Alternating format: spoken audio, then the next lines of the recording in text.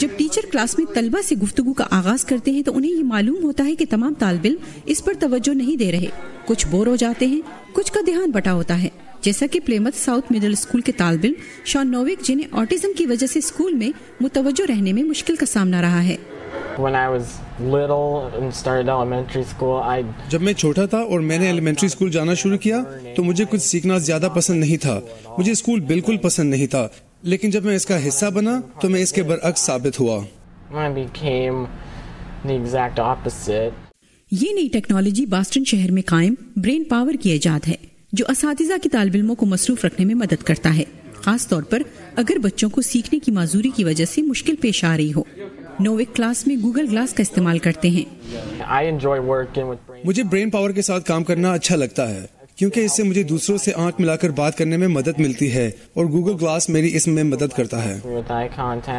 Google glass brain power کے ان کئی اوزاروں میں سے ایک ہے جو انہوں نے کلاس روم کے لیے بنائے ہیں. ایک دوسری نئی ٹیکنالوجی لرننگ آئی کہلاتی ہے. آرٹیفیشل انٹیلیجنس ایسی چیزوں کی بھی شناخت کر سکتی ہے, جیسے طالب علم کب ٹیچر کو توجہ سے سن رہے ہوتے ہیں, کب وہ نیچے دیکھ رہے ہوتے ہیں یا ٹیکسٹ کر رہے ہوتے ہیں یا ایک دوسرے کو دیکھ رہے ہوتے ہیں, اور ہو سکتا ہے کہ ان کا دھیان کہیں اور ہو. ٹیچر جوناتھن ہال کا کہنا ہے کہ یہ ٹیکنالوجی کلاس میں نگرانی کے لیے 2 مزید آنکھوں کی موجودگی کی مانند ہے. ایک ٹیچر کی حیثیت سے عام طور پر کلاس میں اکیلا ہی ہوتا ہوں, لہٰذا ہم یہ جاننے کی اپنی بھرپور کوشش کرتے ہیں کہ بچے توجہ دے رہے ہیں یا نہیں, کیا وہ پریشان ہیں, ان کے ساتھ کیا مسائل ہیں.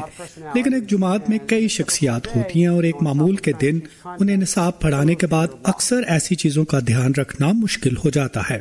نئی آلات کے ساتھ امید ہے کہ اساتذہ کو بچوں کو پڑھانے اور ان سے رابطے میں آسانی ہوگی.